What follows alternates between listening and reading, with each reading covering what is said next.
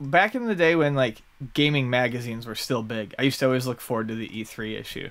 I'd get real excited about it, see what interesting titles were coming from overseas, or what new IPs were being developed. Anyways, it was something that I used to get excited about, and as time has gone on and it's become more of just an industry press conference focused event, I find myself less and less interested. It's a trade show, right? Is what it is. And it's also because I just don't care as much about modern games.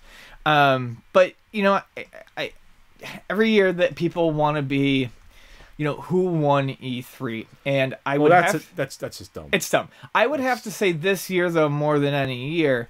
What do you win though? What does that even mean? Just who came out looking the best. But I think this year more than any other year, you can say that if you put all your fanboyisms aside, everyone came out looking pretty good. Yeah. Everyone came out looking better than they did last year. Yeah, last year was a catastrophe for Microsoft, as we know. Yeah. Because of the DRM issues and the Kinect and everything like that. So, I don't want to spend a whole bunch of... at this point, it's almost old news, but, So Microsoft, had their press conference, and what they did this year is, they came out, and I think it was the first thing they said.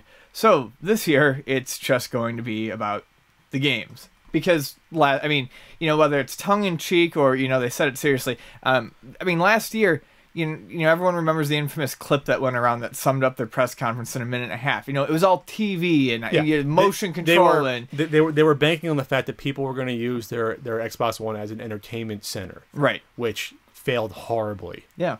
So, they announced, a few games that are coming out that I'm sure are exciting for some fans.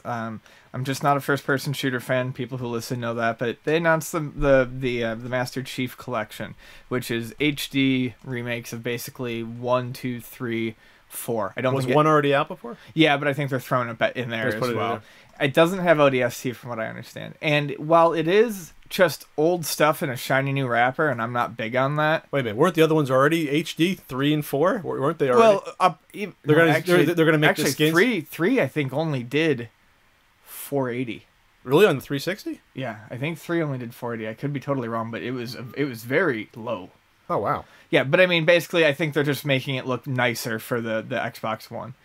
Something that I think is kind of interesting though about this, and like I said, I'm not at all invested in Halo, but it is generally seen as a multiplayer game. And what I think is very cool is that you'll be able to go online and play multiplayer matches with all the maps from all the games. So you can be jumping from Halo 1 to Halo 4 and back and all over the place. As a multiplayer package, I see this as being pretty cool. As a single player package, I see this as kind of a cash grab, I guess. Well, how much is it going to cost, you think? Oh, probably basic retail price. Like $40-$50 for games? No, probably 60. For games that already came out, they're just putting new textures on? I'm guessing 60. You must love it because it's minimal work for these studios to put out these remake packages compared to a new AAA title. Why must I love it? I'm just saying, it's just it's a new thing. Yeah. It's a new thing. Yeah. We'll just keep buying the same game with a new fresh coat of paint, and our profit margins through the frickin' roof. The fact of the matter is I don't give a shit about it, but I'm just trying to be positive about it. I know that there are people simply for the multiplayer aspect of it and having everything right there, they're going to love it for that. They talked about they actually didn't talk about, they didn't mention Kinect once, not during the actual press conference, and after conference stuff, people would ask questions and they tried to imply that the Kinect was not being abandoned. They announced the Fable Legends game, which is another Fable.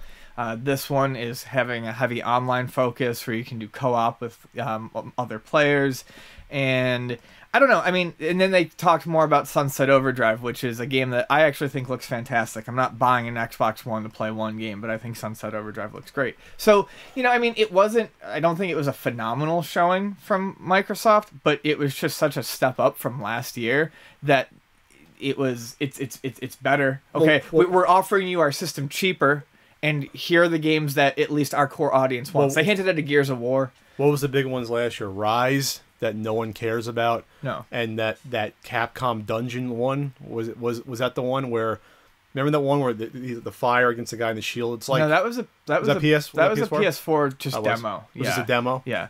But I mean, I can't remember the big games they showed last year for Dead Rising. Dead Rising, which they announced like a super crazy like DLC expansion for called Super Ultra Dead Rising 3 Arcade Remix Hyper Edition EX plus Alpha Prime. That's funny at least because that shows how ridiculous. Right. I mean, they're at least acknowledging how stupid it is, and it looks like it's gonna add like Street Fighter characters. There's like a huge like massive zombie like M Bison. Like it would actually probably be fun. Yeah. I mean, at this point, it's blood from a stone with these zombie games to begin with, even with Dead Rising. So, I mean, they got to do whatever they have to do in order to keep it going.